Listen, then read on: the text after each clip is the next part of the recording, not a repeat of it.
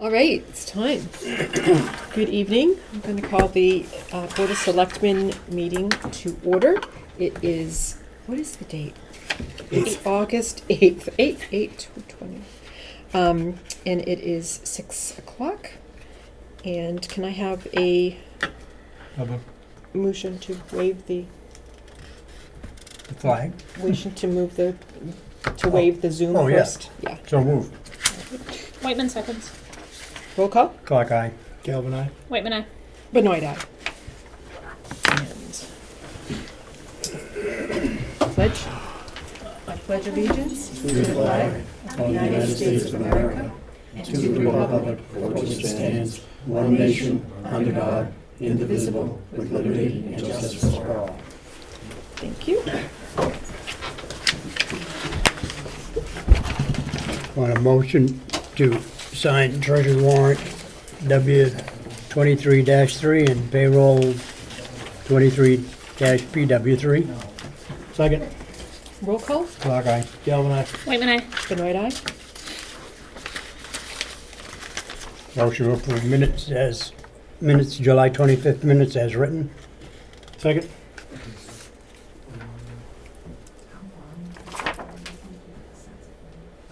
Okay, nobody was absent. Roll call. Clock eye. Galvin eye. Whitman, aye. Benoit eye. All right. So we're going to move on to public comment. Mr. Connor-Kelly. Luke Carniccioli, 18 Blueberry Lane. I sat with the town administrator on the day of your last selectmen's meeting because I wanted to be placed on the agenda to have a discussion item, because the last time I was here, I was told by the board chairperson that public session was not the place to discuss an item back and forth between the Board of Selectmen and a citizen of the town of Rutland. So having understood that, I did due diligence and I approached the town administrator and I asked to be placed on tonight's agenda to discuss the issue of the Board of Selectmen and their role over appointed boards on the town of Rutland. Because obviously, Madam Chair, you and I have a difference of opinion as to just what is the role of the Board of Selectmen and what is the role of the board itself, of the appointed boards. And I wanted to get this discussed because back in May, I thought a very serious issue arose that should be addressed, and no one's addressed it so far. So I'm told tonight by acting town administrator that he spoke with you, and you said that my request to be put on the agenda for discussion, we would take care of during public session. Well, I find that to be difficult to understand when I was told by you that we can't get into a back and forth in an open discussion. So again, I'm going to ask, because I'm in no rush. I'm not going to let this go. I'm a dog with a bone, okay? I'm not going to let this go. So I'll wait till the 22nd. But I want to be put on the agenda. I don't care where on the agenda I am, so that I can get into a give and take with you, the Board of Selectmen, and me, citizen of Rutland. Okay, my apologies, because I was confused about when the ask was. I thought we were going to, because you weren't here at the last meeting. No, it was the because I meeting wasn't, before. I didn't go within the 48 hours Right. of getting on the agenda, and I said to Gary, no problem, I'll go on the next one. He said it's the 8th, I said, thank you. Okay, so that's my So misinterpretation of a conversation. we will talk then on the 22nd. That's fine. So I would like it written down somewhere Yep. that I'm gonna be here on the 22nd, Tamika has. barring my being in the hospital. Okay, I'm very healthy, fat, Okay. but very healthy. So I'll wait till the 22nd and to discuss that. my I have a couple of apologies. other issues, if I may go. sure. Continue, because I see you have a lot of people here, I don't want to take up a lot of time. And I can ramble on, as people know. Julia will tell you that, when I had him in class, I drove him crazy. He couldn't answer questions because I was talking all the time. Quid pro quo, I still don't get an answer, quid pro quo. On putting the article on the November meeting to deal with the corner of Glenwood and and Campbell to do the Warren Square, which again, as I told you, will not cost this town a dime, a nickel, a centennial, nothing.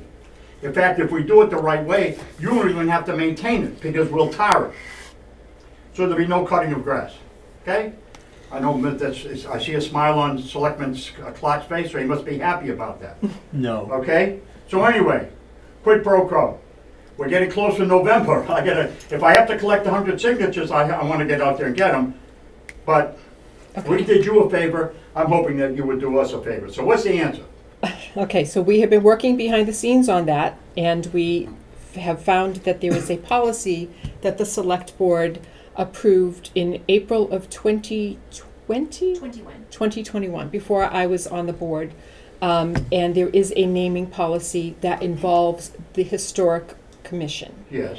And so now the Historic Commission is reviewing that policy, and we're just gonna make sure that the policy has all of the spelling out how to do it. So I'm thinking that the way it reads now, if the Historic Society Commission agrees to it, Tamika, correct me if I'm wrong, they can sponsor it. If they're all on board with it, they can sponsor it for the meeting.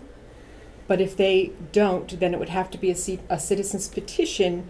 And if you want to do it in November, you would need to get the 100 signatures. If you wanted to wait until spring, it would be the 10 signatures. So maybe what I should do is just go and get this, because I've been running.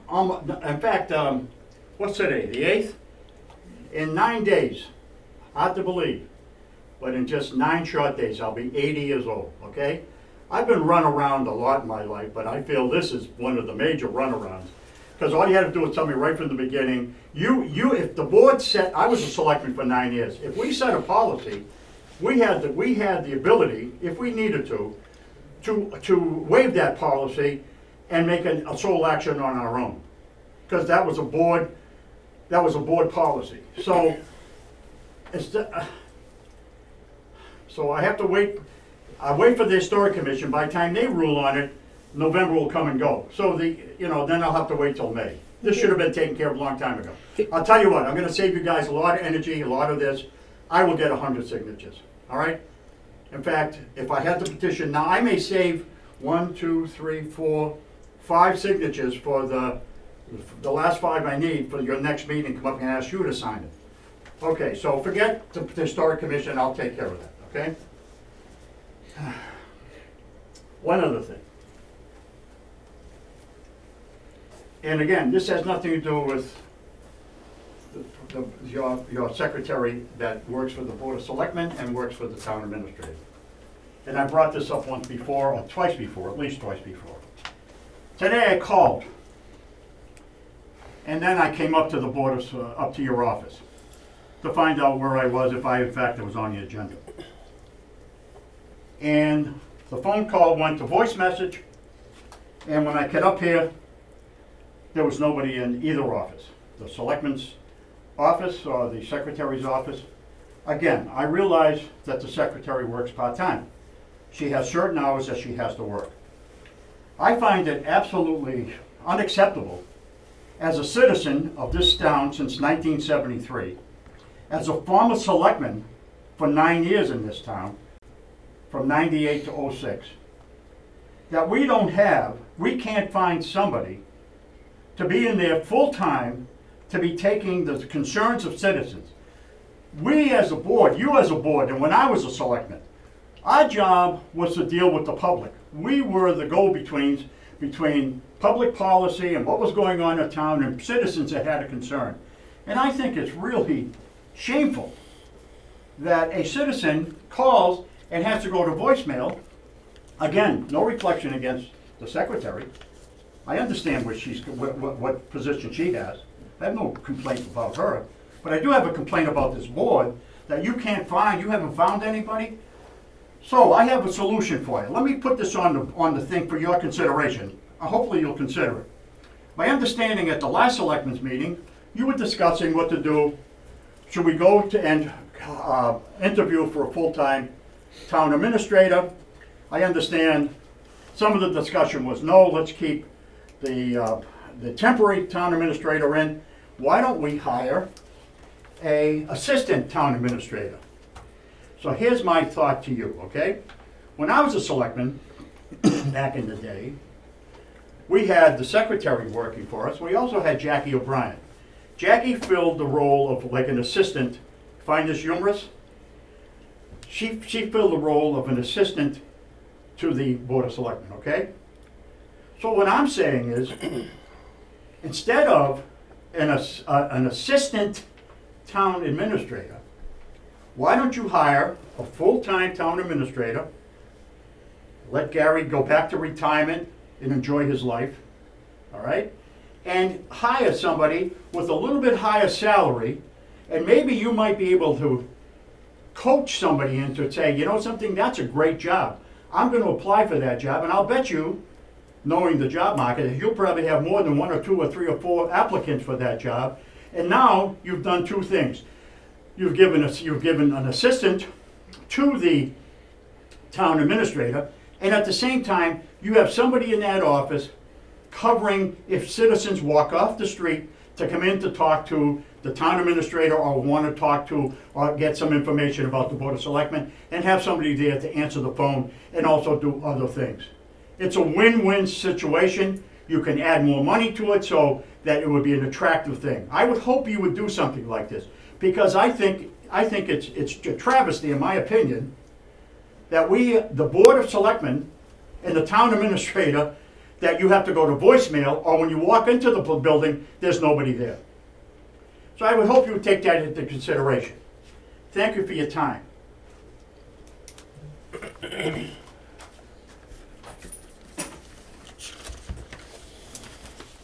there anybody else here for public comment?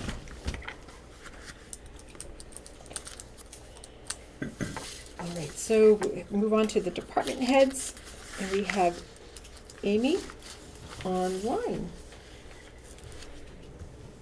Evening.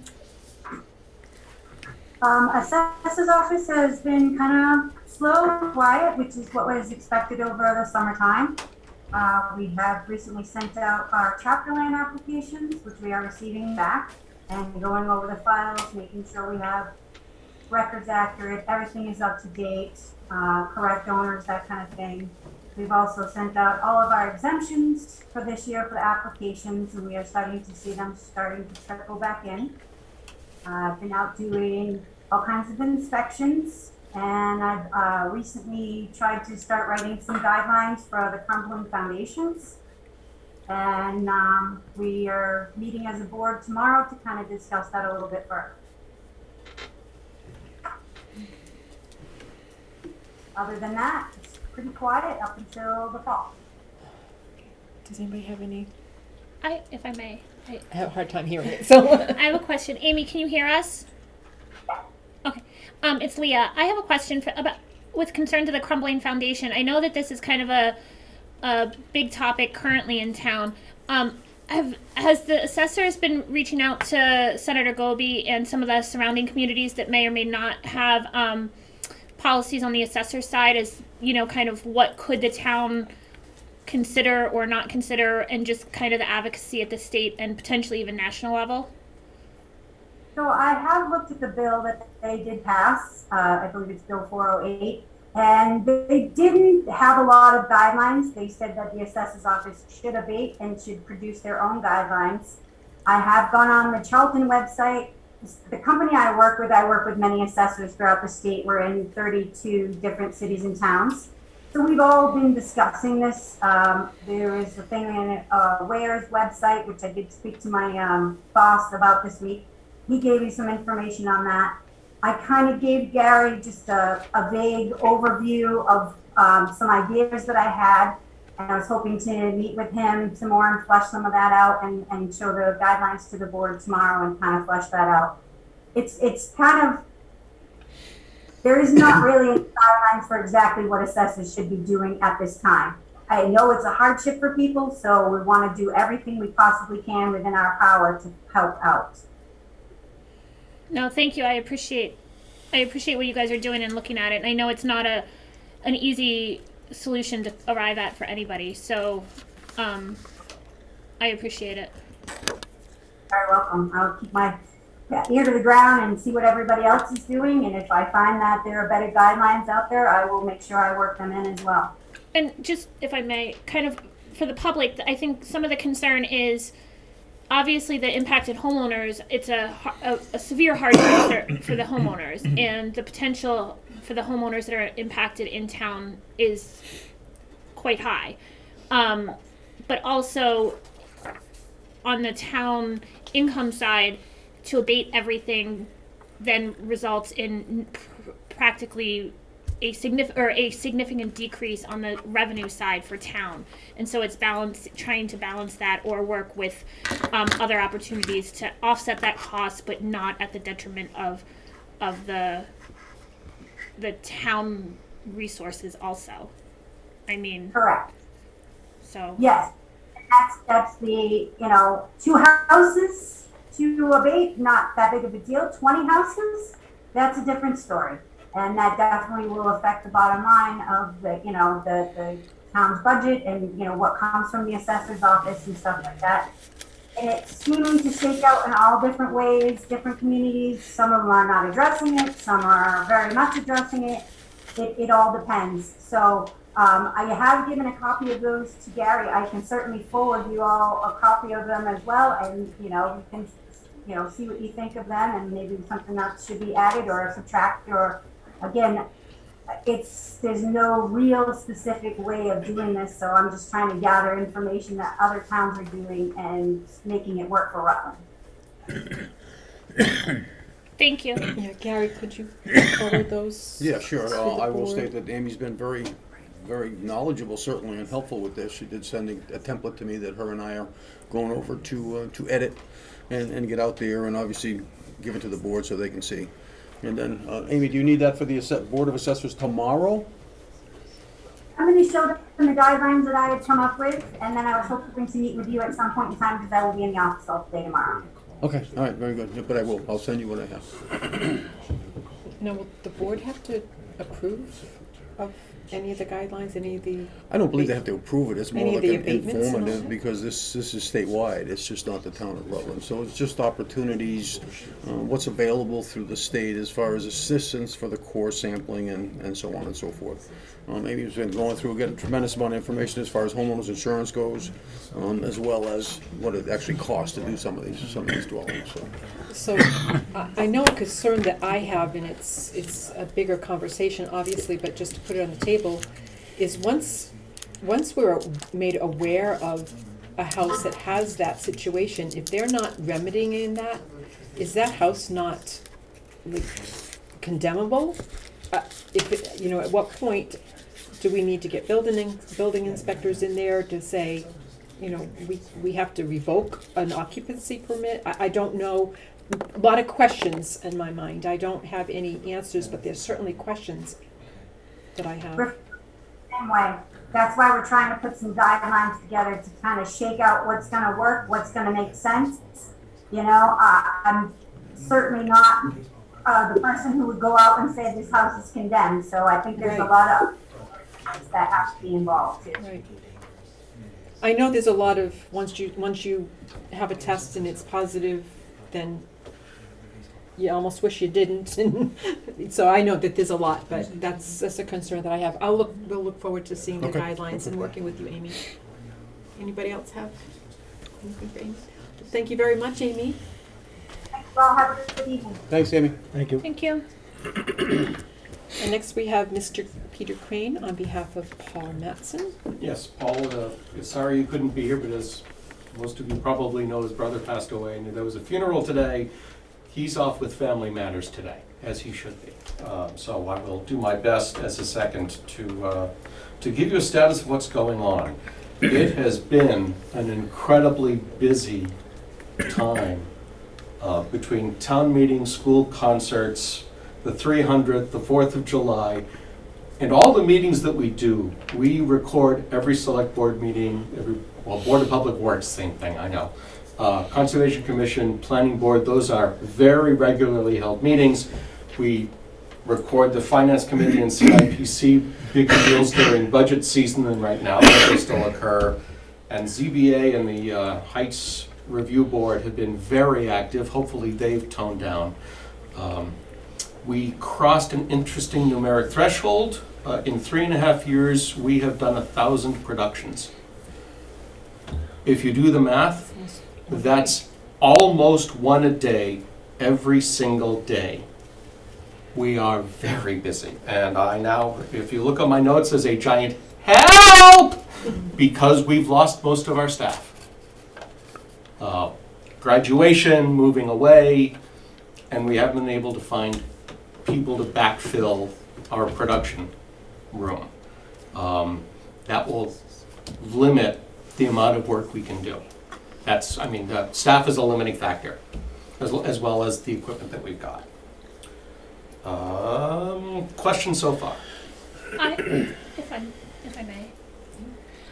For the staffing issues, have you reached out to Bay Path, but also Monty Tech? I say Monty Tech because Princeton and Holden are on Monty Tech and border Rutland also, as far as any kind of AV interest, production interest. Even up at the high school, Wachusett has a decent AV group. We've done it to every school we can think of, including the middle school. Actually, the one in Rutland, we didn't go to the middle schools in the other towns. We're looking at agencies, you know, Indeed or Monster or whatever, other internet-based search capabilities, so that somebody can hopefully find us. Do you think it's a salary issue? Do you think it's an hours thing? I mean, what is your sense? It's a little bit of everything, because the hours are not, they seemed very regular for a time because we were doing 4 nights of meetings a week. Now we're at 2, sometimes 1, sometimes 3, but generally an average of 2 a week, which is a few hours. And the fact that this position is basically minimum wage is also going to limit who's going to be interested in the position. So we are thinking mildly about salaries, changing the salaries, which with the bucket of money that we set aside for salaries this year and the fact that we are not using the money because we don't have staff, we might be able to play games if we can get that through the process and approve. But we haven't, I'm not saying we're going to do that, I'm saying we're starting to talk about that. I will also mention that it's not just recording. We have not done a good job historically of documenting all the processes that we do. How do we make it so we can record? What's the actual recording process look like? What is our post-production process? And how long does all of it take? What tools do we use? We haven't documented any of that well. We actually have our staff member. That's one of her jobs right now, is to start documenting all that. I hate to bring up the metaphoric bus that somebody can get hit by, but there are lots of things that can happen when there's me, and there's Paul, and there's Becca. And we are a triad, a triangle of people, and if something happens to one of us, I don't know what happens after that. It could be very tough for this. I say they Yeah. took a trip to Fiji. It sounds better, right? Anyway. Belize. I had a colleague who said took a trip to Fiji or Belize, wherever. It just sounds better. I don't think Belize because of Breaking Bad. That was where somebody went when he was done away with. Anyway. Well, maybe once the schools get back in session, you might have a Yeah, we'll try again. and get something through the town website and on to the I also just town of Rutland and. And I also just jotted in my notes even local colleges, because I know there's a decent amount of commuters that are going back and forth to Worcester State or Quincy or Montechusett and everything. And if they're looking for anything that can help get them experience and build their resume, as well as the hours here, if it's local, they often will have daytime classes or online classes. So it might be worth a shot reaching out and also. Sure. Okay. Moving on, we have 2 main projects in store for this year. One of them, on the other side of this wall, is the control room and a hallway. These are basically concept plans that we drew up for how we would like to modify all this fiscal year. And it's a It's gonna pretty, happen? I hope so. We have the money set aside, we think, for the records, if you like. So as you can see, we're basically doing away with the hallway, blowing up the wall, losing this door. Couple more short walls to re-divide and to isolate. But that gives us, we believe, the space that we need, even though we don't have the staff yet. But the space to actually do a proper production. A proper production requires 3 people, and that room won't fit 3 people very well right now. Plus all the equipment. We actually have some equipment in the office back here that we want to just relocate. When this happens, my best guess is it'll take 6 to 8 weeks to get it done. And we are going to have to shut down the current control room, so everything has to move. And we'll move it into the studio. So the studio will be shut down for that time. We have cable length problems, so odds are very, very high that we will not be able to do anything with the Calkins or the Blair room during that time. We'll be limited to this room only. We'll manage this room.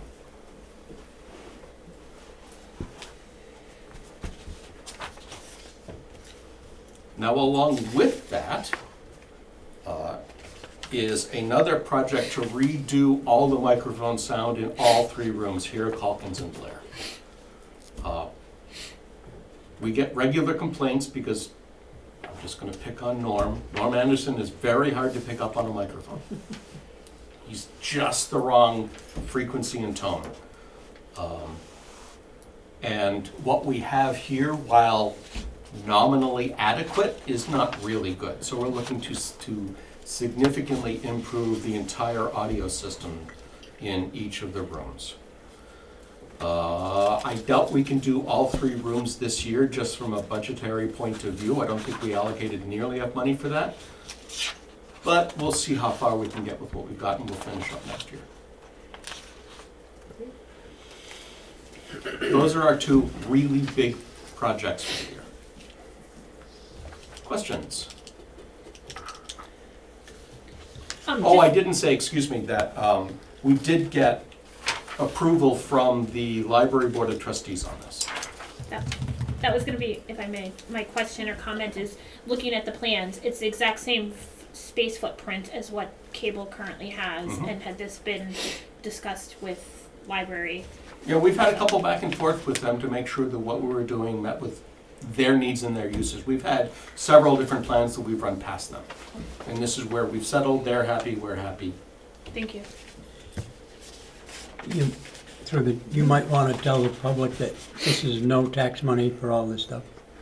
Just for Fair enough, this does not come out of your taxes. We get a check every year from Charter Spectrum based on the number of people who purchase services from Charter. I don't believe phone enters into it, but cable TV and internet do. We get a small taste of that, and that's what funds all of our operations and all of our capital expenditures. Thank you.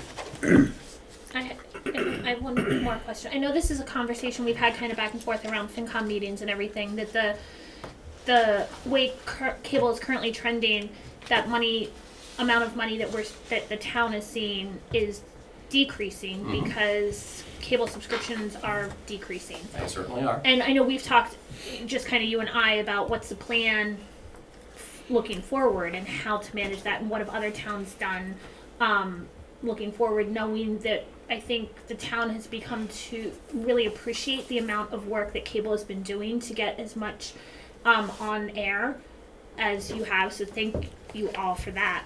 But also knowing that that bucket of money is likely going to be decreasing also. It certainly is. The bucket, the money that we get from Charter does not meet our operating budget, period. So we're taking from our relatively large bucket of money that we've had, but we've been eating into it by $30,000, $40,000, $50,000 a year. That won't last very much longer, practically speaking. So yes, I know of other towns that actually become part of the town budget. I know some towns that actually set up 501c3s and How they get funded is still a mystery to me, other than donations, which seems like feels like an unreliable funding mechanism unless you can get Sustainable. consistence, and that doesn't feel very easy, and it's also going to go up and down with the economy anyway. So there is no magic bullet to this. We're looking at all the options. We haven't set off on any path yet. We're still exploring. Because I thought when we had talked once that it didn't include internet, it was just No, we cable get a little bit of services. internet money too. It's less than it is for a cable subscription. Because my internet keeps going up every year, so I'm wondering if your donation gets every year.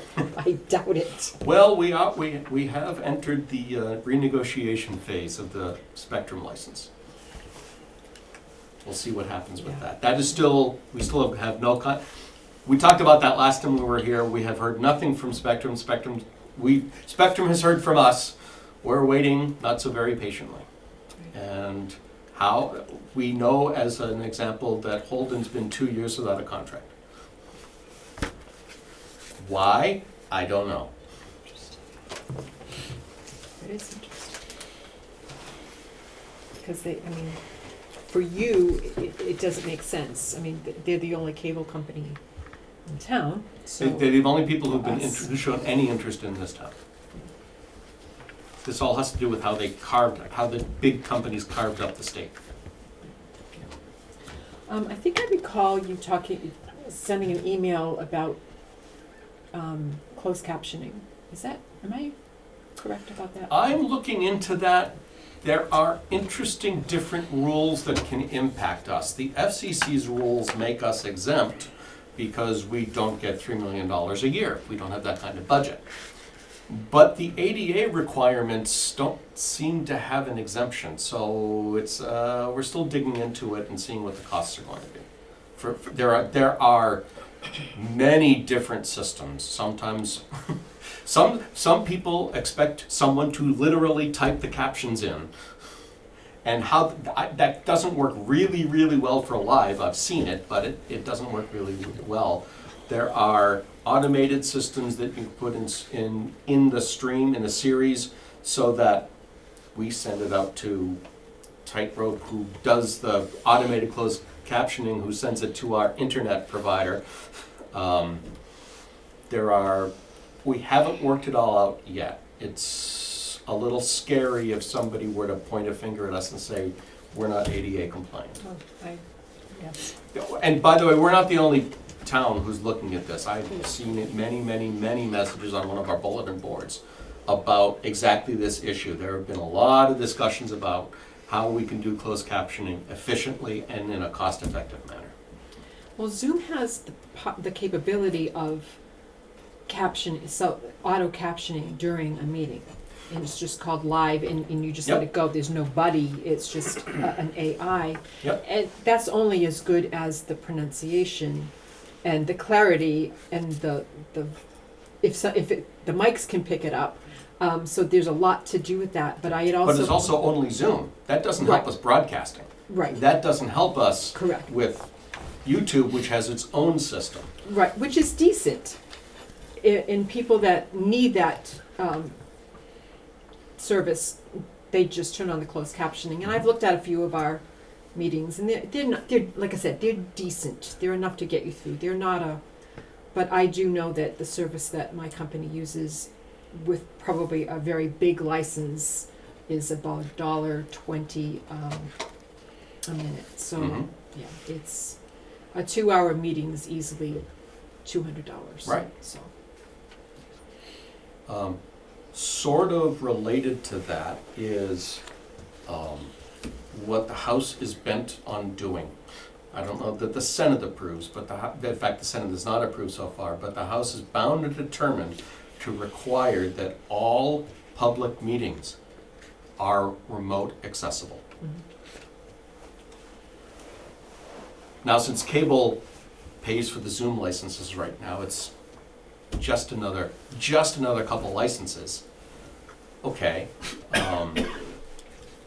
But we then have to increase all of our time for all the other work that goes on around them, and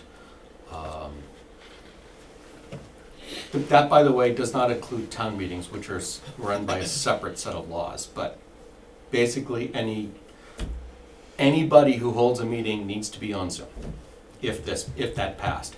That died in committee this year, but it got further this year than before. And in fact, it was almost part of the open meeting law extensions passed this year. But that phase-out date for those extensions is when the House wants everybody's on Zoom by April 1, 2023. That's not very long. Which also suggests, by the way, we need to think about perhaps internet access to Wood Studio. Maybe the House, I don't know if either historical body meets in the House, but if so, how we get internet access to have publicly accessible meetings, remotely accessible meetings, is a bigger question. And just for clarification, it's Zoom access. It doesn't necessarily mean that it has to be broadcast on local at the same time No. or on YouTube for avail. I mean, if you're recording it as a Zoom, there's that option, but it's really the Zoom or other remote participation access. It is active participation. That's what the House is looking for. And I can say that Tom and I went to a MMA meeting a couple weeks ago, and especially in the smaller communities in Central and Western Mass, there's a lot of pushback for it because, you know, we were talking at just the table that we were sitting at and about how fortunate we are to have such a well-functioning cable group that's able to do this fairly seamlessly, but a lot of communities don't have it and don't even have reliable internet access to be able to do that. And, you know, if we look at Princeton a few years ago, they wouldn't have been able to do it at all. Right. So the MMA is a big advocate against a blanket must be for everyone because it's not feasible for a big swath of the state. Through the chair. Is it doable? I know over the years there's been talk about dispatch as it grows, maybe figuring out a new location for it with new equipment and everything. Is that something you could work together with, you know what I'm saying, kind of where it's a regional communication center, basically? Is that something that could be worked in together, or? I mean, no, it's just a hypothetical, but I'm saying down the road. I wouldn't say no. I'd say that RRACC's done a good job of regionalizing and being that center point of regionalization. I think that this is veering far enough away from those services that the people who today provide those services would need to have a different mindset in order to offer that. As I said, I wouldn't say it can't happen. I wouldn't say it wouldn't happen. I'm saying there's a lot of work that would need to get that in order to make such a regional agreement done. And on top of that, since our internet services are done per town, it again complicates matters where our agreement with Spectrum may not align with Princeton's, may not align with Sterling or any of the towns that we're regional with, actually, and I don't think I've named a single town we're regional with. Ocam, that's a better choice. It's just work is the real answer. It's just work. It's a lot of work, but it's just work to make that happen.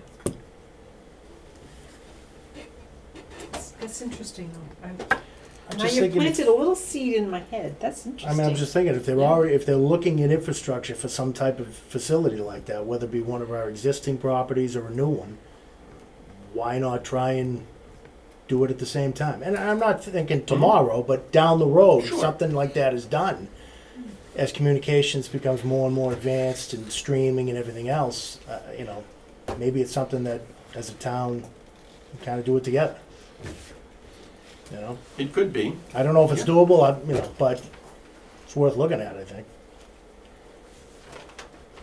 Interesting idea.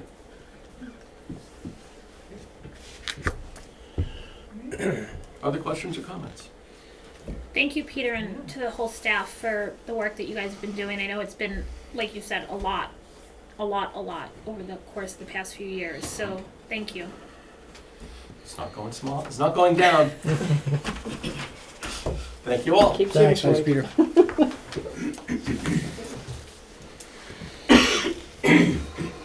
Up next is the town administrator. Yes, it is, thank you. Just a few things before we get into the regular agenda. I don't know if all of you know, but we did have our school tours a couple of weeks ago. The schools boasted that it was the biggest attendance they've ever seen. All of our inspection services, as well as Mr. Buckley, their utilities folks, their principals, and superintendent were there, as well as committee members. So it went Police very and fire. well. Excuse me? Police and fire? Fire was there, not police. No, police. Fire. Went through a lot of items that we've gone through in the past. So I thought it was a very, very productive meeting, very informative. We addressed, or at least talked about, all the issues we found at all schools, and we asked for a ledger to have all deficiencies brought forward to us. And actually, in talking to Mr. Buckley, we have a very interesting plan of how we can start making some of these happen, but we have to get, if you will, all our ducks in a row before we present it and announce it. So all in all, though, very, very, very nice meeting, so very happy. Thanks, Joe.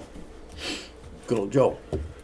So, we also had another meeting with the stakeholders of the regional dispatch. Carol was in attendance with the town administrators from all towns involved. I also thought that was a very productive meeting, and we have now scheduled a meeting for later this week, I believe. I think it's the 11th, to go over the IMA, which we were told at the meeting was actually 20-plus years old. That has to be brought up to date. The stakeholders appear to be happy, satisfied with the meeting. It's the first time we've all sat down in a room together, and I thought went well. Everybody expressed their concerns. We have some also lists coming out for equipment that needs to be purchased per town, and capital plans and how we're going to go about doing that. So that'll be hopefully I'll have some lists at the next meeting, which will be this week. I did send out today, as I know it's a week late, a budget notification. So we're going to start putting our budgets together, and what I've asked for is level funded, as we always do, with included in them would be the contractual obligations, and also a needs-based budget. So we all know where we want to be, capital improvements, personnel, adjustments due to the price increases of everything, just to see where we are. And we can certainly, Karen, I know I've spoken to you about this before, we can start our meetings, and I've also told them that once we have those in place, that we'll start to Tamika, I included you too, and that we'll set up the meetings and discuss this and see where we are so they can be presented.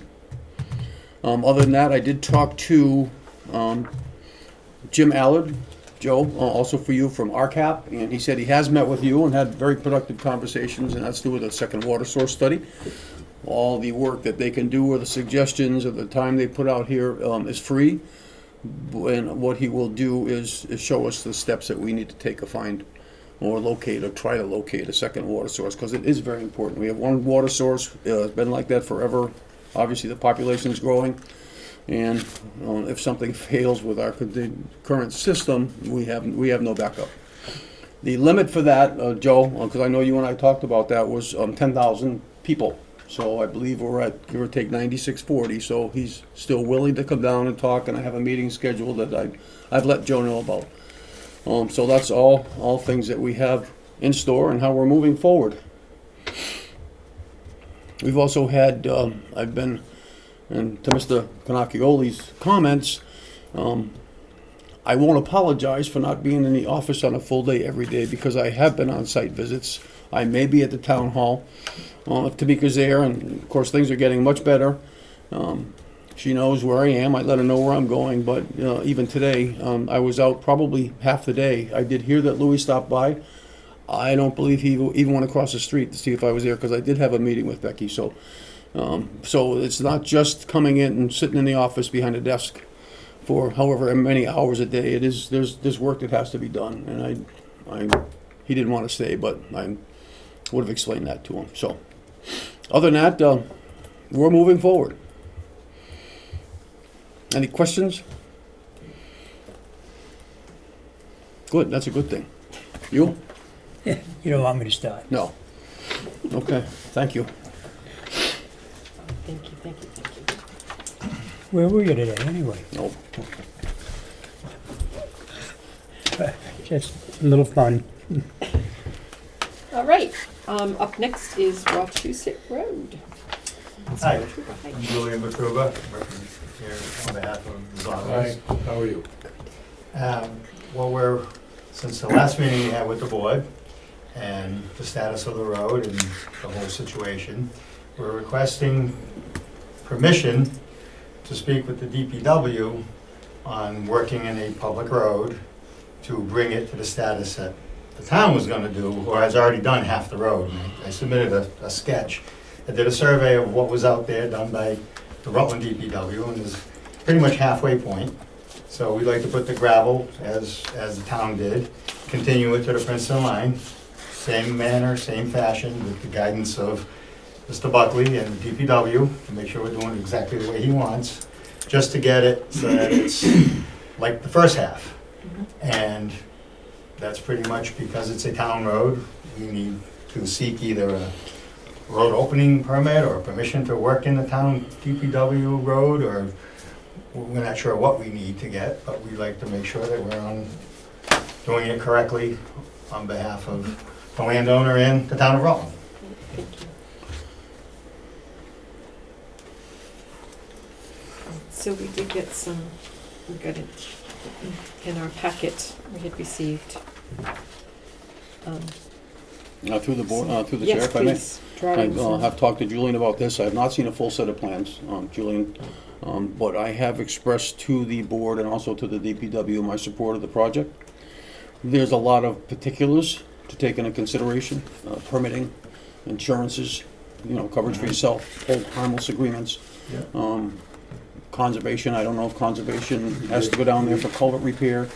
So it would have to be, if the board were to approve, it would have to be built to the town specifications through Mr. Buckley and the DPW. I have supported it. I think it's a good idea. It's a good investment for the future. My question to you would be, and I have not driven the whole thing, so I'm not seen the end you're talking about. What do we have for a surface there? Is it strictly gravel, Julian, It's or is it? gravel. It's a gravel No, area. it's just not And it topsoil? blends, when it gets into Princeton, it turns to asphalt. So it's just gravel from Ridge Road to town of Princeton. So is it excavate and fill, or is it simply? Pretty much fill. There's nothing to excavate. Culvert pipes What there- required? One culvert pipe that will need to be put in. The town put in one last fall at one spot, and then there's another spot towards the Princeton line that could use a culvert pipe. There's a broken, where it's just a stone, the way they used to do it back in the day, they would just pile stones and the water would seep under the road, so we'll replace it with a HDPE pipe at the So proper HDP as elevation. opposed to RCP? They replaced it with, the one that the town put in was HDPE. Okay, so all I right, would- okay, just asking. That seems to be what we're doing now, even in the subdivision world. All the new subdivisions are all HDPE. In that entire roadway, not having seen the entire roadway, but it's all country drainage? It's all country drainage. Okay. There's a swale on both sides. Okay, I have expressed to the board, as you know, the board has made a motion and voted to make it an unmaintained roadway. Yeah. That being said, I have contacted legal, through the chair, I have contacted legal, and that can always be readdressed, revisited down the road. Mhm. It will require a public hearing. Obviously, Yeah. the board has to approve first what you're proposing. Correct, We would have to make sure that everything's in place, as far as coverages and so on and so forth. correct. But just, that's what I have, that's the information I've received, and So I have one more thing to add with the Conservation Commission, if Peter's still here or not. no, you had your time's up. The other side of the wall. I'll He can hear you, mimic though. Mr. Kanakio.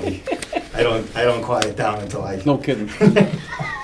So, we went to the Conservation Commission, the wetlands have been delineated, and I actually got a determination that this continuation of where the town stopped would be allowable, and I have it actually in writing from the local Conservation Commission that anything that's done in that roadway bed is not detrimental to any of the wetlands and would not need any further filing. So I kind of jumped the gun on that one, because it was about a little over a month and a half since I wanted to come before you guys, and weather is not on our side. So I'd like to try to get this so that maybe this late summer, early fall, if we can get the contractors together to do this with Joe overseeing, we would get it done before winter. And what's the total length, Julian? The part that the total length is about 1,600 feet, but the town's already done 800 of it. Oh, I see, okay. I have, So I it's don't know if you 800, want to okay. show just a quick picture here. This is what this road. This is Ridge Road up here. Paved. This is already gravelled all the way past this cross, this little cover pipe here, and the stuff that's in yellow. So it's even a little bit less than half. What's in yellow is what's left to be done. And it was already pretty much cleared and ready to go, but then this issue came up a couple months ago on stopping, so. Okay. So Where's we the just town wanna line on continue. it? Does the town line show on this? Town line one? is right here. It's right there, okay. Right there. Oh, I see, okay, all right. Yep, Okay. so that's how it's laid out, and that's what we like to Okay. do with direct supervision of Mr. Buckley. Okay. And I made sure that I didn't even speak to him on behalf of this until I got permission from this board. Okay, good. So through the chair, I would support this project. Obviously, it's your call. There's a lot of things that we'd have to get in place, and I want to make sure that is in place, but it's your call as to where we go from here. Well, through the chair, I just want to say this. This town seems to rush these projects through when it comes to infrastructure and things like that. So until everything's in black and white and we know it's going to be done, I think we should wait. And until everything that needs to be forwarded to us and we see everything is done. I feel like over and over this happens. Not you, I'm just saying in general, this town I feel like has done this. We rush these things through. Okay. I'm not asking for anything to be rushed through, I'm asking. Well, you said the end of the summer. to No, continue he's asking permission. To He's actually continue. asking permission to talk to To Mr. Buckley. Mr. Buckley To about go it, over what he wants us to do. and then he's gonna come back to us. Right, Okay. very, as quick as I can. Yeah, and that's my only thing. As long as everything's on the up and up and the town is protected. Okay, understood. And I guess my hesitation, to Tom's point, is last time we were under the impression that things would happen and then come back to the board before any forward movement was done on the roadway. Then the roadway was just started working on. So I am hesitant as far as, I think we had talked about previously that I feel if we're doing this, if we entertain this, then there's the probably feeling that then the board would be amenable or looking towards taking away the unmaintained town road status. And is that something, I think some of us on the board at least had concerns as far as not only investing in building the road as it was, but then also taking on the maintenance of another gravel road when we have so many issues with the existing gravel roads in town. And until we get either those gravel roads to a better place or a better handle on Chapter 90 money or whatever ways to maintain gravel roads, I personally am hesitant to continue moving forward with more gravel roads. I think in conversations that I've had with other towns, and I think maybe Joe, maybe it was you and I had a little bit of a back and forth also, just as far as kind of standards for gravel roads in general. Are there standards for gravel roads for houses on? And there's not really standards for that because more and more they're not being built. Yes, there are, if I can interrupt. Okay, Sassawana Road, Brittenell Road. right. Those are all gravel roads I that are understand. handling way more than this will ever handle. And this is a public road. Right. Where the Bozzatos are stepping up to the plate to put their money into this to happen. Right. So And I understand, and we should be actually thanked, not, well, let's continue this. This was all set in place last year to go through the motions through the previous select board. And then all of a sudden, they came to a roadblock after investing a lot of money over the years and in this particular project to be just stonewalled again, I felt coming to this board to ask to work with the DPW to continue what they were doing. They were doing what was needed for a gravel road. I hope they were doing exactly what was needed. I would assume that they were. It looks like it, because when you drive up and down now, that section is beautiful. And it's a country, slow speed. Paved roads aren't good roads for a subdivision. Paved roads are speed roads. So as long as we take care of the drainage, which I assure you it will be taken care of with Mr. Buckley, because that's how they put ditches on both sides to go to a low point, to go to where it's going, and we would follow suit. So I think it's, as long as Mr. Buckley is on board with, or we do what he wants, that should be the standard. And I guess if what I was trying to get at is a little bit to Tom's point as far as having a full board here to discuss, but also making sure that we understand what the implications are, and I think to what I had just said, that if we say, okay, I appreciate that you're willing to do this, then it still falls to the town to maintain an additional Absolutely. gravel road. They should be doing it now. And we've already got that stumbling block, but we're helping to get to the point where the maintenance should be no different than the other gravel roads that are in town. And there will be houses there that will contribute to that cost.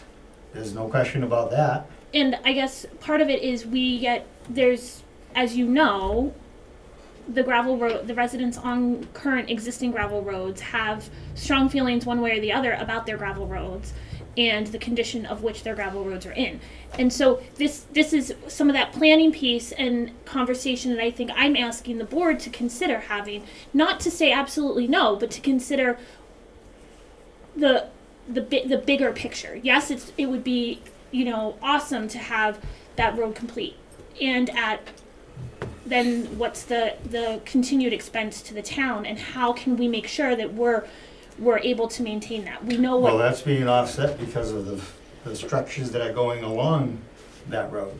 Every 200 feet, there's a house lot, just like every other paved road, every other gravel road in this town. I've been doing this in this town since 1986. I know. I've seen many, many roads. The road that I go home on, East Hill Road, or Crawford Road going up to East Hill, was two gravel tire marks with grass growing. Yep. And I drove up there. I knew what I was getting into when I moved there. All of a sudden now, that's a thoroughfare from 122 to Ocam Center. People who don't live on that road go through there. Not a problem. They did, that's one of them. Irish Lane's another. Emerald Road's another. But I think, So, this is a roundabout conversation. Well, through in the the chair, end, if I- there'll be houses there will be houses on this property, and the town will be expected to maintain the road. There's no question about that. It's a public road. But we're helping bring it to that level. How through about, the chair, listen, I can't speak to other select boards. Mhm. I haven't even seen this. Okay, I know nothing about it. yeah, And I don't know you. This isn't about you guys. But my obligation is to protect the taxpayers of the town. So until I know Here's- more about here's it, one I of don't them. feel comfortable. Okay, there's two, right? two of them. Okay, There they well, are. I'm more than two. Mhm. So You know. I would feel more comfortable learning more about it first. So for me to be able to educate you about it, I need to be able to, through this board, talk to Mr. Buckley and come up with a game plan on how to bring this to a satisfactory condition that this board could vote on. So that's what I'm mainly asking the permission of this board to be granted to deal with the DPW on how we're gonna bring this road up to a standard that's unmeasurable to our use. So what I'm hearing is there's no decision tonight except for a conversation between, I would hope you, Gary, and Mr. Buckley, along with Mr. Yes. Botruba, on what a game plan would look like. What is a checklist? No work is to be done, it's a conversation. Am I on the right? No, that's the way I'm with what you following as well. follow. I just wanna talk to Mr. Unfortunately, I'm the only one who's gonna be doing the work, putting plans together and getting everything together, so, Okay, yes, well, but there will be no but- physical work on the property until, And there's no, I I want to get it. make sure, to everybody's point, there's there's no understanding here other than a conversation. I think that's what, To present does to that this make you board, feel Yeah, absolutely. okay? to- You're okay? Absolutely. I think we should It's a all be made conversation. crystal clear about what's No, gonna I would happen. make it. where I'd like it's gonna to happen. Make it crystal clear, a conversation I have with Mr. Buckley and Gary, that if we come up to a standard on a road, on a plan, that they, as the professional road builders, both of them, and road maintainers, if they say, this meets the standards, and we come to this board, I expect this board to say, you've done what you said you were gonna do, and not then say, yeah, we still don't like it. Well, that's an expectation, so Yeah. I'm It's a big suggesting that. expectation, but we're going through a lot of, we've already got a lot of. Understand. Well, again, we don't But you're- represent you. We represent the town. And I'm representing the taxpayers who own a piece of You're a property in builder, you're town. making money. I'm not a builder, Aren't you a, I'm an a engineer. contractor? He's No, he he's an isn't. engineer. No. I'm not a builder, I'm Why'd not you put building plans houses, together? you know, Well, don't what? put me in a. Listen. Surveyor. That's not Okay, right. surveyor. But he's doing I the take you have a survey and piece he's of not doing property, it I for try to have charity. you get what you can get out of your piece of property, so it's not taken from you. No, This is so- kind of what's so- happening here. All right, so if we agree to have a conversation, it's stated here that there's no expectations other than a conversation. If you have expectations, then that's gonna Well, be where we I'm have. hoping that I'm not being sent You to go can- talk with, and take their time for just, For nothing. Well, for but if- nothing, exactly. Well, if Well, we you haven't even talked to me. We don't even know what's coming out of the conversation. A gravel road like they Ah, built okay, half but- of. That's it, Says they already who? built half of it. Hey, hey. Is Mr. Buckley still here? it's, Can You I, built can I half do a this road. through the chair? Through the chair, can I do this? Can I make a motion that we allow Julian Beltrover to talk to Gary and Joe Buckley on the design of the road, which has to be approved by the select board at a later date? That's what I Okay, want, I that's- motion. That's fine. Conversation's fine, yeah. I need a second. I get my. I mean, I'm not Why not? He's Be- looking because I to wanna- talk I to wa- them. I if wanna- somebody can second for a discussion, we could do that, and then it's just for discussion. if we I will need to do second that. for discussion. Okay. My concern is if there's, I wouldn't necessarily have an issue, but if there's an expectation from anyone in this room that is going to that That conversation. does, it's not automatic, it's in the Is- motion that it's up to this board, whatever if it's presented to this board, it's up to this board to just say yes or no. Correct. And So go ahead. it was just communicated, I think, and I think that there's a level of intent that if the board is amenable to that then the board is willing to accept it and move forward with taking away the unmaintained town road status. It's If- not in the if that- motion at all, No, and I and understand. it's not even discussed at all at this moment in time. And And I I- haven't asked for the non-maintenance part of it to be removed. I had nothing, did not say anything about that part. I said, we want to be able to pass and repass. I have a lot of work to do on that road. Surveying and engineering wise, power needs to be brought to that road. And I need to talk to National Grid, which I already have, and I've done a lot of projects. I know what they're expecting. So right now, they're not gonna send their 30-ton trucks down the road that they're gonna get stuck in. So we wanna get it up to a standard where equipment and trucks and vehicles can drive by and bring power there, But which is Julian, through. that's not what you're looking for. Just Mhm. Just- stop, just stop. You're looking to talk to that Right, man to in go the back over. of the room. That's what all you're looking for. So So, that's the motion that's that I it. made, and I think that he should have the right to talk to him. And Go ahead. no, I still feel like there's the expectation. Well, but then but I hear you. Mhm. I'm concerned about that. Mhm. But I think we've made it very clear that there is no expectation, should be no expectation from this board. That the board is not The operating with board any is not expectation. operating on that expectation. True. That's, I agree. The approval, through the chair, the approval doesn't stand in Mr. Buckley's office or my office. The approval of them to proceed, a notice to proceed on the gravel roadway is up to the Board of Selectmen. Yeah, up to this So board he's right not just here. gonna meet with the two of us and then we're gonna say, okay, he's gonna go to work. There's a lot I'd like to see about the detailed plans. Is there geotech? Is it just gravel? There's a lot you and I and Joe have to talk about. So the expectation, it's not a hope, the expectation is no work will proceed unless the board approves. Okay. I think that's pretty much how you stated your motion. Yes, it is. Okay. Any further discussion? Roll call vote. Clock eye. Galvin, aye. Whitman, I. Benoit, aye. Thank you. Thank you. You had How yourself. long here? When can I come see you? 7:05 tomorrow? So we have, next up is a liquor license for Marty's Convenience. What else? So if I may, this was approved through ABCC and everything, correct? So this is just the final Just to sign it. local purview to sign off.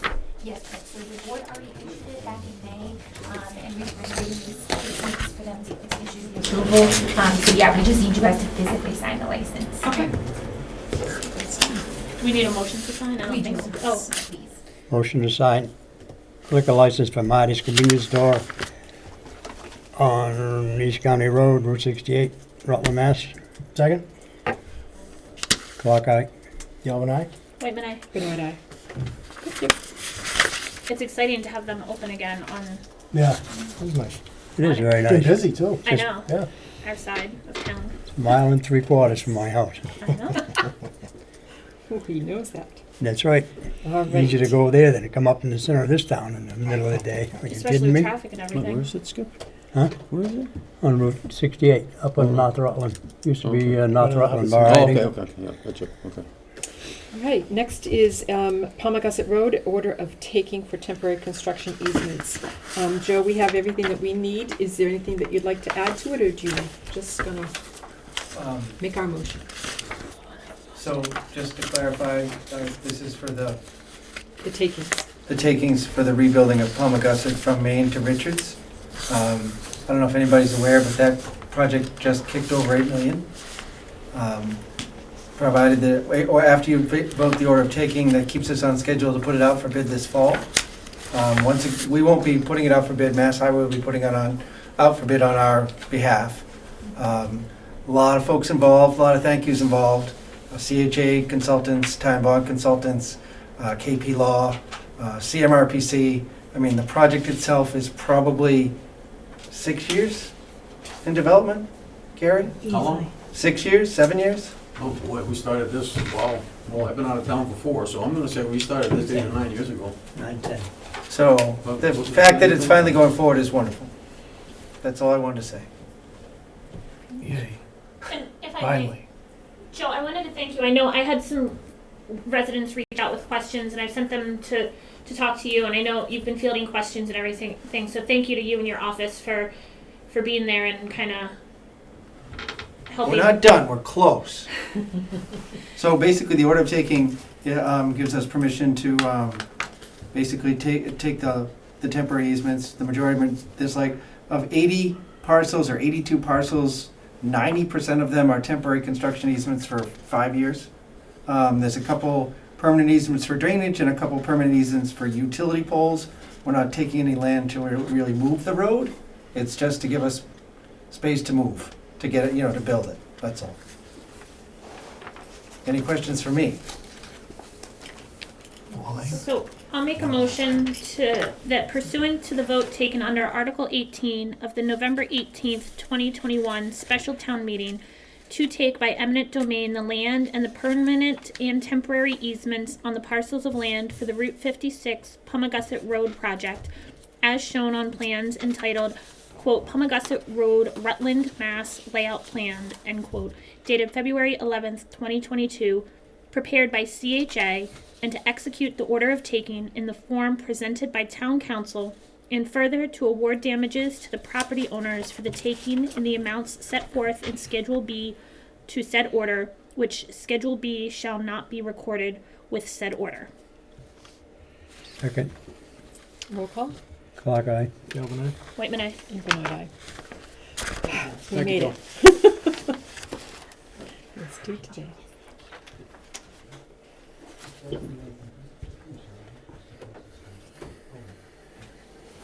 All right, next is actually, the next two are pieces of information that one is something that we request, an application for a one-day liquor license, which, having new eyes and fresh eyes in the office, through Tamika, she's come up with some suggestions for enhancing the application. Some things didn't quite align with the information that she needed, for Zip Viewpoint and, ABCC guidance and whatnot. So I've asked you to, I think what I'd like to do is, I know it's probably silly, but I would prefer to let us look at it tonight and then just get it to KP just to make sure it's, because it's a contract, so. So I asked Tamika if she'd walk us through the changes. Sure, absolutely. So previously, the application that we were using, I just found that it didn't give us all of the information that we really need, even from a liability standpoint, because as we discussed at the last meeting, we can only allow nonprofit organizations to sell all beverages, such as like mixed cocktails, with a one-day liquor license. And there was no spot on the license to actually state what type of alcohol was being served. And we were kind of just going on an assumption. And so I added a section on there just for people to specify that that's the case. Carol and I also had a conversation about the fact that it would be best for those that are serving the alcohol to ideally have a tip certification. I did reach out to the ABCC. They said it is not something that's required. It is at the discretion of the board. But I provided that information on there. Most of the time, I have found that they do have certified bartenders working, but we don't have those individuals' information. So I thought it was helpful to add that section on there as well. And I did also confirm with ABCC, it is an MGL regarding the nonprofits that we talked about. So that's not something on the town level, that's state law, and it just kind of is what it is. So that's basically the gist of it. There was always an option in Viewpoint to input one-day liquor licenses, but it was never used. And I spoke with the town planner, and he and I agreed if it's there, we should be using it because it sends them automatically through that internal review process. So I think fire looks at it, zoning looks at it, and the police department looks at it.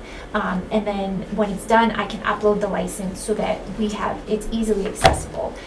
So essentially, the information I needed to do that is also what I included on here. So that's kind of the gist of what my intentions were with it. I do have a question. Yes. Should they be filling out, is there a mechanism through one, I know this is paper, but we're gonna do it through Viewpoint. Do they have to do an application for each day, or is there an option for multiple days? So in Viewpoint, you have to do one application for each date. Okay, great. So you will see multiples on there. So usually on the paper application, they'll just do one app with all the dates, and then I input it separately into Viewpoint, and each one gets approved individually. The other piece is the question regarding liability insurance. So the question is, do you have liquor liability insurance? And then there is, please provide the liquor liability insurance certificate, which is something that we've talked about. But what if the answer is no? That's a very good question. So I have not had an experience where somebody did not have that liability insurance and provided that document, but it is unclear to me if we would still allow it to go forward if it said no, because the previous application asks the question, and then underneath it, it just said, we need your certificate of liability insurance, which was a little bit, the two didn't align with one another. So that's a good question. So I think that we've decided that we need it. So it can't be, do you have it? It is, you have it, provide it. So I think we don't ask the question. Mm-hmm. I think you must have liability insurance, please attach it. Sure. And to Yeah. that point, I think there was a conversation as making sure the town was added as a rider, As a rider. or something. Yeah, and I almost wonder, because it's popping into my head now, if they left it as a question, because I know with nonprofits, specifically like the Rutland Fire Brigade, it costs them a significant amount of money to obtain liability insurance, and they have opted out of that in the past. So I don't know if that's why it was being left And- open. if I may, I think last time for the food truck festival last year, I think it ended up coming down to, I think, Seven Cells and maybe Lilac Hedge provided the participating vendors under the fire brigade provided the liability insurance for that. But I also wonder, like, I think often for a while we had been doing, I think the St. Patrick's had been doing like a brew fest or something as a fundraiser, and I don't remember having that question for them because they're a non-profit that was doing it kind of on their own. And so I think for organizations that are working with established, or for nonprofits that are working with established entities already, alcohol serving entities already, it might not be an issue. But for the true nonprofits that are, you know, like the smaller St. Pat's or something, it might be an issue. So I don't know the answer to that. I think it would have to be at the board's discretion, because my thought is that even if a smaller nonprofit, like for example the Rutland Fire Brigade, they have licensed folks come in like Milk Room or, you know, Seven Saws, and they hold the liability insurance. But for somebody like St. Pat's, like, are they just themselves like purchasing beer at a store and then serving it? Like, I guess that's my only question is, why wouldn't somebody have the liability insurance? And I can't remember, because it's been a couple years, I think, since St. Pat's has done it. Karen, do you remember? Oh, they did their fall festival and they had it. I know they got a one-day liquor license, but I wasn't sure how Right. that worked. I honestly don't remember. I remember them coming here for it. but- Right. Yeah. So So that that's, might be something that the board would want to just narrow down specifically, so that there isn't a question if they come for a liquor license of where the town kind of stands on that, because there's So an equal amount of liability regardless. Yeah, I guess I'm wondering, could you speak with Maya and see what the scenarios would be? Mhm. If they don't have a rider for the town, what does that mean to the town? I mean, we just ran into that with a water heater or whatever at one of the schools. We were going to be on the hook to pay for a water, $40,000 for a water heater because we weren't a rider on the policy, which is now changing, thank you, Gary, because, he put up a stink. So it could potentially be a whole lot more than $40,000 if something went wrong. So, I mean, other towns must do these things, and I would imagine that Maya should have an answer. or even if, I wonder if there's like an extra fee that the applicant could pay to be added for a day, through Maya or something. I don't know how it works. Yeah, we don't. I can ask them if that's an option, if it's like because I don't imagine that situation is going to come up very often. Right. I think the majority of the time that folks that request them are already established businesses with certified bartenders and automatically carry that insurance. And I've not yet run into anybody that was like, oh yeah, no, I can't provide that to you. But I can definitely reach out and speak with our representative. But I and think what see- we're talking about though is the rider, even for those individuals, companies that, or businesses that have the insurance, Right. if they're doing so on town property, somebody's gonna try to probably come after Rutland too, because we Sure. gave them the license to do that. So, So I do think we that's want where the them to rider add us, is. or do we want to have the option to add them? I think I would ask both questions. Okay.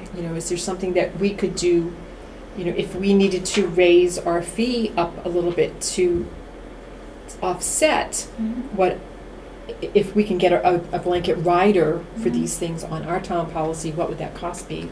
Okay. And we'll have to raise the fees to compensate for that. Okay. Or, Sure. if we don't have that rider on their policy for the Mhm. town, what does that mean for us? Absolutely. Yep, I will reach out to them and I'll get some info Perfect. for you guys for the next meeting. Thank you. Well, then, we're not gonna take any action on this No, because that's we're fine. gonna. Yep, we'll hold off we're on gonna- that. And I just have a couple other, for the note about the beer and wine being, for nonprofits and everything. If we can just try to find either the MGL or the ABCC code or whatever that Oh, sure. references that, just so that way it's directed there. Maybe Yes, that's even a great idea. Yep. legal can help with that. And I think some of the feedback I got, because we've had a lot of one-day liquor licenses recently, more so I think than the board has had in ever. I agree. And I'm glad to see the TIPS certification stuff, because that was some of the feedback that I got, was making sure that the a majority of the staff is TIPS certified that are operating whatever it is. Absolutely. And not necessarily, I mean, I think ideally all, but at least a majority, and especially in like busier, crazier times and stuff. Yeah, and at least somebody on the site that has their TIP certification Right. that kind of takes the responsibility of, Right. of managing it. And I wanted to make sure that I specified on the application who can serve what, because there was no indication of that on there, and as a result, I think a lot has been slipping through the cracks. And I think if we're just, transparent up front, this is the situation, this is MGL, then there's no confusion later if someone, we say, I'm sorry, you can't do that. Right, and I appreciate it, because I think, like I said, we've just been kind of throwing pieces together as it's become more and more of an ask, and, there's taking that feedback that we've been getting throughout the course of, especially throughout the summer concerts, and then the 4th of July weekend, and the tricentennial and everything. So, I appreciate, putting it together. No problem. The other thing, just what Tamika is doing is, it's causing her to have more work to do at the moment, but I said, if she should take a trip to Fiji, or just her kids are sick one day, or something in between, can somebody come in and pick up a folder or a binder and know how to do this on, behalf of somebody? If it was more than just, a day, something could probably wait, but we don't always have a time to wait for a day, even our emergency liquor license meetings that we've had. So she's doing a procedures manual for each part of her job, and I know that that's the best part of your day, but. a little bit each day, Thank you very much. Oh yeah, no problem. And the next piece comes from, it's after a conversation that Tamika had with, is it Joanne from Yes. Maya? Yeah. And it was suggested that strongly suggested and advised that we have a liability agreement with volunteers. And I do have a question about who the volunteer. So you can either introduce it, or Sure. I jump into the question. Absolutely. So basically, I sat down with Joanne just to go over everything Maya related, so I better understand my role with that. And it just so happened that a resident stopped up to drop off her senior tax program application. And after she left, Joanne said, do you guys have them sign a waiver for volunteers for the town? And I said, no, we don't. And she said, I would strongly recommend that you do so. So, some of the volunteers, are through the senior tax work-off program. Some folks are working at the Council on Aging, DPW. They work in the town clerk's office, for elections or tax, bills coming in, things like that. Sometimes we have students volunteer that help set up for the elections, things like that. So there are definitely volunteers that are coming and going. Some are delivering meals when Meals on Wheels are not available. So there is a good number of volunteers, and of course, understandably so, there is a certain level of liability. So essentially, this just kind of takes that liability off the town if something were to happen. Now, is this just an adult agreement? Because it says it's an adult waiver, but then in the number 6, number 5 in the end talks about it being on behalf of, or maybe it's not that part, but that it's, yes, it said that the parent or the legal guardian of the participant. So I don't know whether this is titled correctly. I don't know. I know that you've probably got this from Maya or somebody else. I did, yes, yep. That came directly from Maya, so I don't know the answer to that question, but I Okay. can find the answer for you. And this is strictly for volunteers, so anybody that would be getting paid, a special worker or anything like that, would be not. And they consider the senior tax work off participants as volunteers and not special employees, because they're getting something off of there's a piece of compensation because it's a tax side, right? Right, so their compensation is essentially what's being taken off of the tax bill. But Joanne indicated in that particular instance that specifically for that program, that is something that she would do, just because they're working in varied positions. And so, you know, where they're kind of all over town and you're not really certain what exactly they're gonna be doing, that she did advise it for that program. in particular.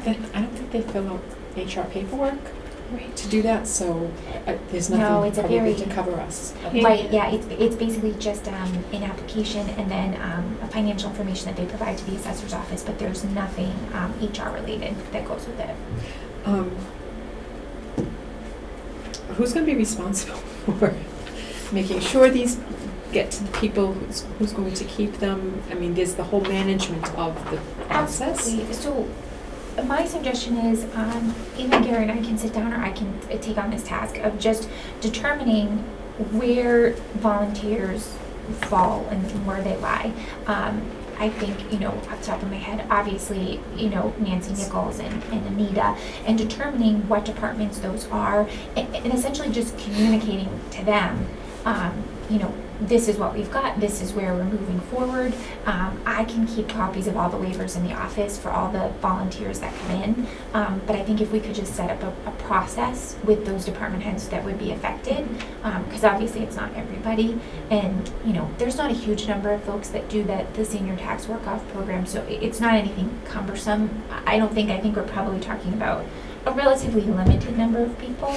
So I think if we effectively communicate with those involved, and I can even keep a spreadsheet in my office of names of volunteers and have they sign the waiver and keep a copy of it. That way it's not, you know, Anita has some, or, you know, Nancy has some. I can kind of centralize it all. When this is all signed off and approved, Gary, you probably take it to one of your department head meetings, just so that it's been told to everybody.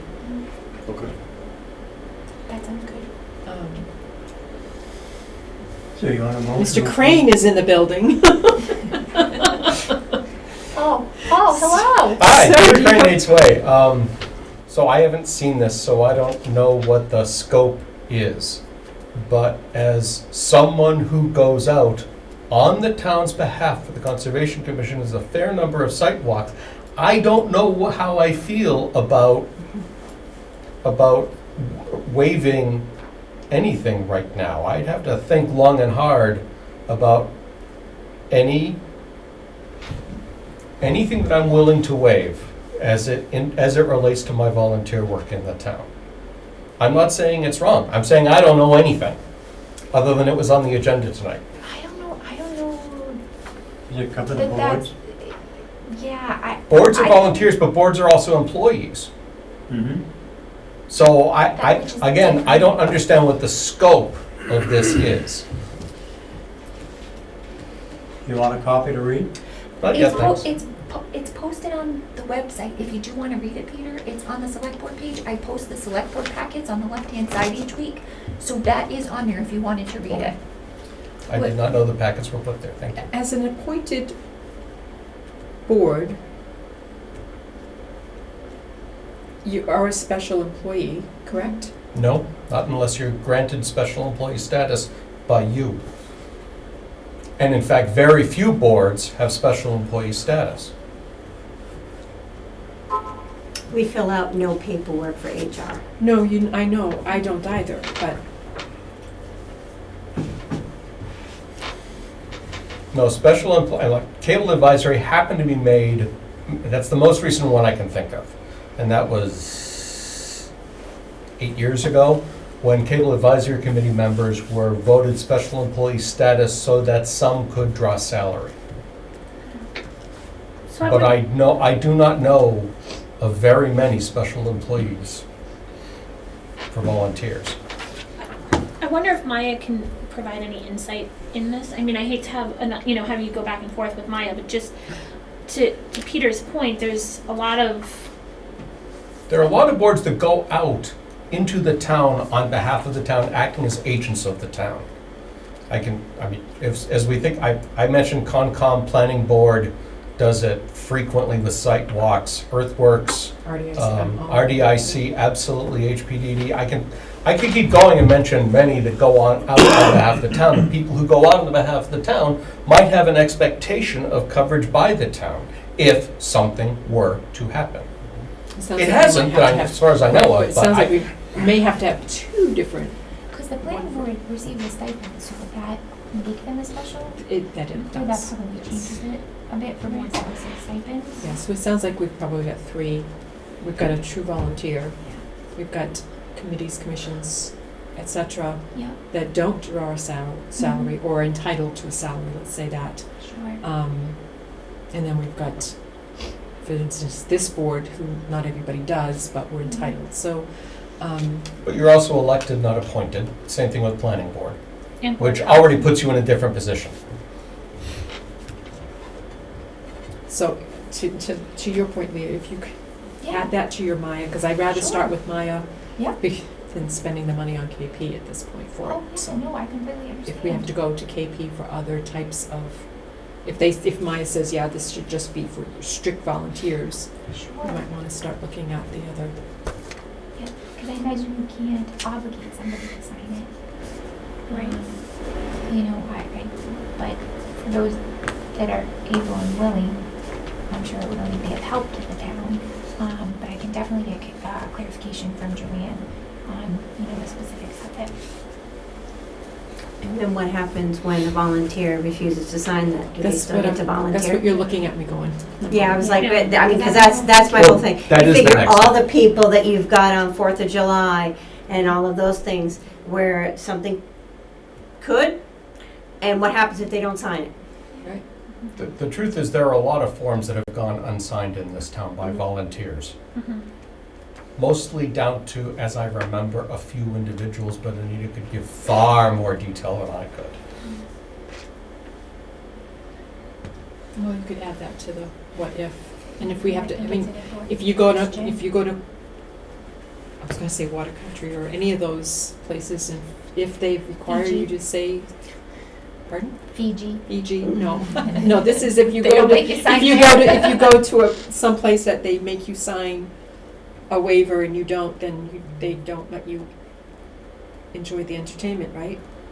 So, But I think that there has to, I think, in fairness, we should determine if there can be a distinction made, because I think that boards and commissions serve a very different role than, say, somebody that is working in the senior tax program or a student that's coming in to help with something. And I think in those situations, you probably could say more of, I'm sorry if you're not willing to sign this waiver, then unfortunately we can't accept the help, whereas it would be different with like a Concom member going out on a site walk, you know what I mean? Oh, So yes. those are all Yeah. things that would certainly be Yeah. worth looking into. I mean, it's worth the question too, that they sign it and just check, I do not waive, or I waive. Yeah. I've always been told that something like this is only as good as the paper that it's written on. So, I mean, you might have a leg to stand on for most people, but if somebody wants to cause trouble, they'll cause trouble. So, and I should say that way, but they'll get their best lawyers on the case regardless of what they've signed. Yeah. So, Okay, I'll get the answers to those So, yeah. questions. maybe, like I said, a waive and don't waive. Sure. At least that way, for me, what that says is we gave you the opportunity to sign this and you said no. Okay. Rather than thinking that we must. I guess Karen Norwell, 149 Palm Gussit Road, then why bother? You're causing a lot of extra paperwork to say, I don't waive, and now you're creating a lot of extra work. I'm just saying. It's just another question to ask Maya, Okay, if it's a because I'm just like, possibility. we already got an awful lot of work being done in an office that Oh, yeah. is already overwhelmed. She'll learn that she has to say no. No, You're Carol. coming at 8 tomorrow. It's gonna be earlier and earlier. So I think, again, that was for conversation. The water band enforcement. And Mr. Buckley has given us a motion to read, but is there any? It's raining. It rained for an hour yesterday. It was Where? at my house. Not at my house. Really? It Oh, rained for Seriously, like. not a it's- drop. You didn't get. We got like a couple sprinkles, and that was it. oh my gosh, Yeah. it We got rain. poured at my house for an hour, and we were like, yay. I'm jealous. Wow. Sorry, y'all. We didn't get a drop. So, when I first came here, we had a moratorium on water connections. And myself and previous town administrator Nicholson worked with DEP probably over 6 months. And we were able to get the water, get permission basically to take more water out of the reservoir. But along with that came a lot of restrictions, like a stronger watering ban. They asked us to do a drought management study. They scolded us a little bit for not having a second connection to another town. But it's been good in a couple ways, because we had commitments for a lot of development here in town that was already approved. And we didn't, in theory, didn't have enough water. We took care of that. I just wanted to say, I don't think necessarily we're going to run out per se, but one thing you learn from all that back and forth with DEP, you kind of want to be cautious. We're not after the folk. We've told folks, if you got to water your garden for your tomatoes or whatever, go ahead. Just water it by hand and use some common sense. Or if you spent, 10 grand in arborvitae a week ago, save your arborvitae. You just water them by hand. The only thing we pushed back on was the automatic sprinklers that go on every couple days. We really can't take that hit. And we asked that people not use those. And that was what prompted the request that you put that into the, take a vote on that. There is a bylaw that speaks to how you do that, and I think I did the best I could at crafting something. Again, we don't want to go after people, it's just, we can live without the green law. Healthy tomatoes, maybe not so much, but not the green law. I hope that, Oh, yes. No, I mean, I suggested we make it stronger, but you're comfortable. I said, as long as you're comfortable with that, then we'll. Through the chair. Joe, I think I asked you last meeting, but I can't remember your answer. Does this apply to sprinklers that are feeding from wells? it does not, Okay. okay, but and it's an excellent question only because the state DEP doesn't, when they make an advisory, that's to the whole Central Mass region. And they made that advisory plain.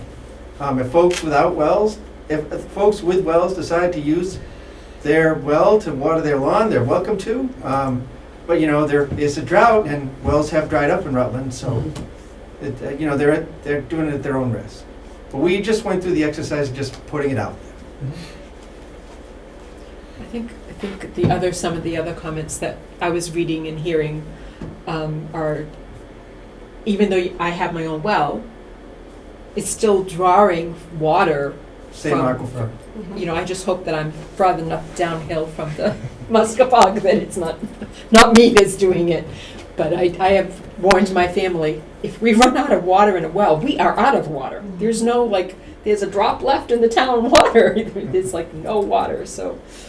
And I just can't, we just want folks to use common sense. Yeah. That's all we're asking. Ooh, what a novel idea. I know. But, So you're looking for a Looking for the motion motion. to limit outside, I'll make a motion to limit outside watering to essential uses only until Massachusetts DEP lifts the level 3 drought designation for Rutland. No in-ground sprinklers or lawn watering until climate conditions improve. Please. Please use common sense. Second. Oh, go ahead. Second? Yes. I do have one question about how long this is, because the DEP doesn't have There year-round is, the people buy them. They do buy 'em. jurisdiction. They're limited basically to, if I remember, I think it ends in September. Am I right, Joe? Say that again, please? That DEP's drought monitoring doesn't go beyond, I Oh, no, it believe, can go September. beyond now. Yep. Can go past September. Okay. Sure. And we'll have to, as soon as it drops to from level 3 to something else drops, we do not have to come back because we've set it in here.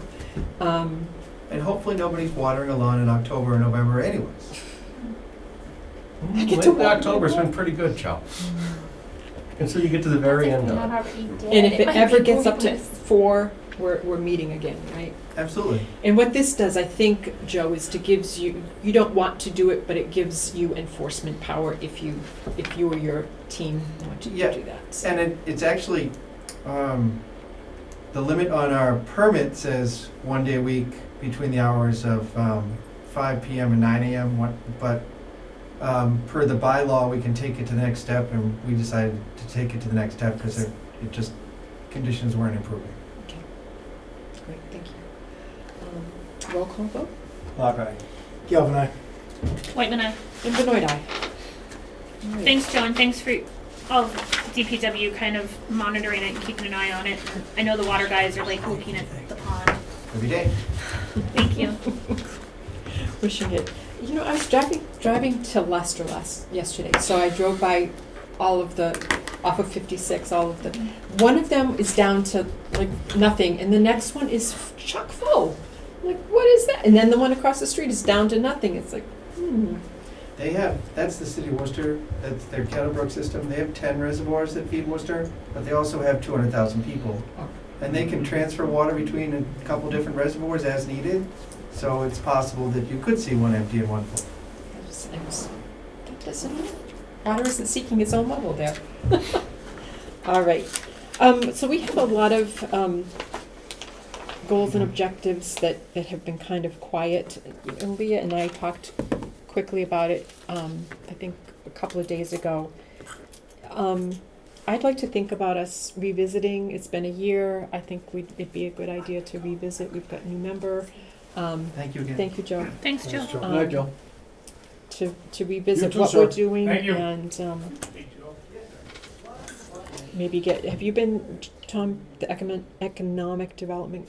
I've been to You- one. you've been the to original one. one. I haven't been to the. I don't even know if we're on the schedule yet, Okay. to be honest with you. On Wednesday night at 7. Oh, this Tomorrow, Wednesday? they just Oh, okay. posted the Well, agenda glad today. you brought it up then, 'cause So, things like that, and like you said, we just thought it would be a good idea to do that. So I don't have any updates. I do know that Tamika and I have spoken about the website.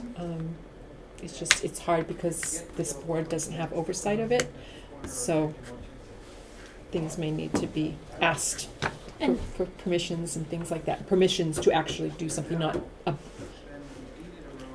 not asking permission to do it, but asking permission to actually be able to.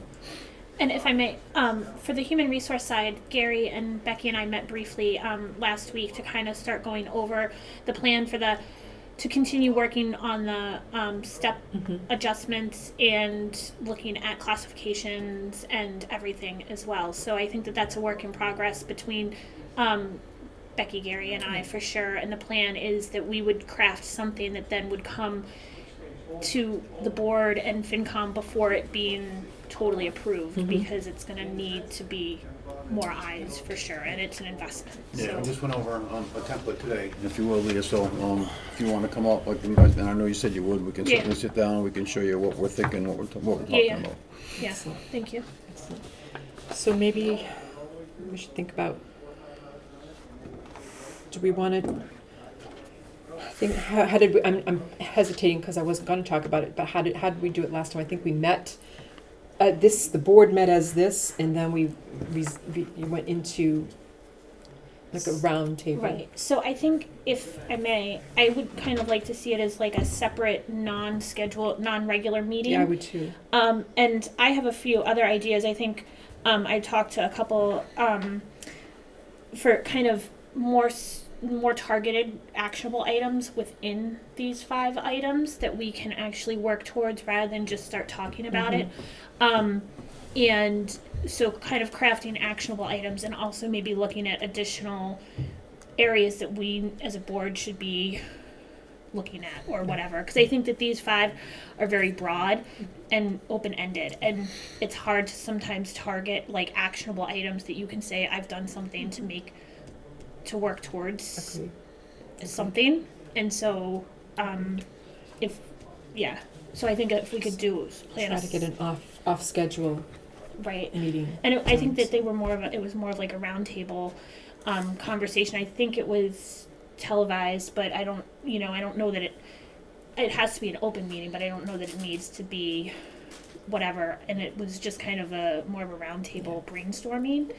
And I think initially we did it as this board as a whole, and then kind of so that piece of the boards and commissions, maybe then going with the boards and commissions separately to work on bridging the gaps to work towards the same goals. Mhm. Agreed. So, can I ask you to kind of poll because I don't want to ask everybody right now what their schedule looks like on an off Monday, but maybe not even until September. Let's finish the summer, and next week will be September, feels like.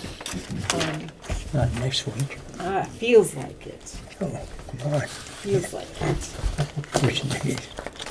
Let it snow, let it snow. Let's Some sort of precipitation would be welcome at this point. Yeah, actually, if it has to be snow, send it, right? We love snow. Oh, yeah, we do. Anything else? I know we're at the end of the agenda, but anything else that's on anybody's mind? Motion to Any sign that adjourn? needs to be signed? Everything's fine. Roll call. Clock eye. Galvin, aye. Wait a minute. Good night,